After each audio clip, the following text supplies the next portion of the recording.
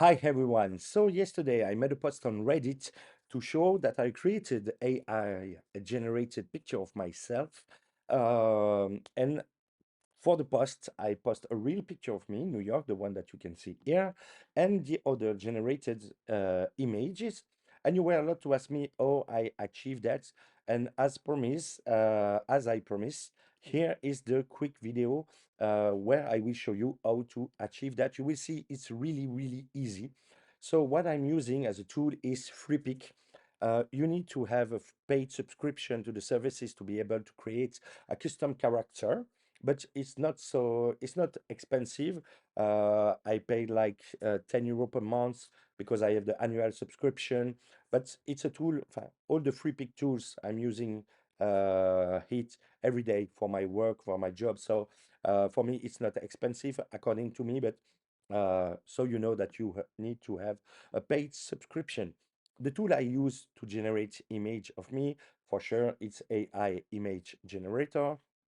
And when you are in the generator, it's, the interface is like a lot of other tools.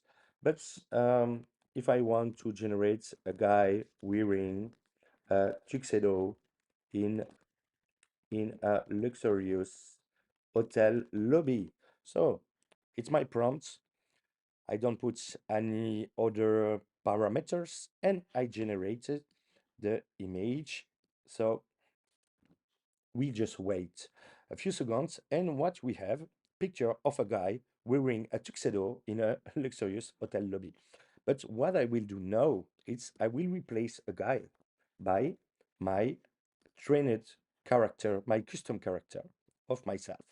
So we have the same prompt, but now we have a custom character, and I'm going to generate the image, and you see it's going fast also. And we have picture of myself wearing a tuxedo in a luxurious hotel lobby. Those pictures are not so realistic, but it's already pretty nice. But yeah, to get better picture, I need, to get a better prompt. But it's not the goal, the purpose of this video. I just want to show you the custom character. So how do you do the custom character, or do you train the model to get your own face on the generated picture? It's really easy. You have character here, new character, you will name the character, you will select the gender, and you will upload your images. So the critical part is to select the good images. You need to have a data set with various pose, angles, lighting. So here is my data set. You can see there are approximately 50 picture in this data set. I used more in the past, but in fact, it's good with, 20, 30, up to 50 picture are enough. And also it's important, to wear the outfit you want to render. And also the haircut, try to have the same haircut in every picture, because if you had in your life different haircut and that you have different haircuts in the picture, you will get different haircut when you generate the images. So yeah, try, to have variation between your picture, but to be the same. Yeah, to be the same in the data set. So don't mix, for example, picture from 10 years ago with picture of now. Try to have some sort of similarity with variety. I know it's a little bit strange what I say, but you will get it, I hope. So, and when it's done, you can generate whatever you want.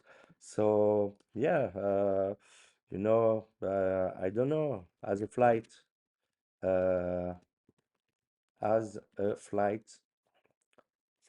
attendant. I'm not sure of the spelling,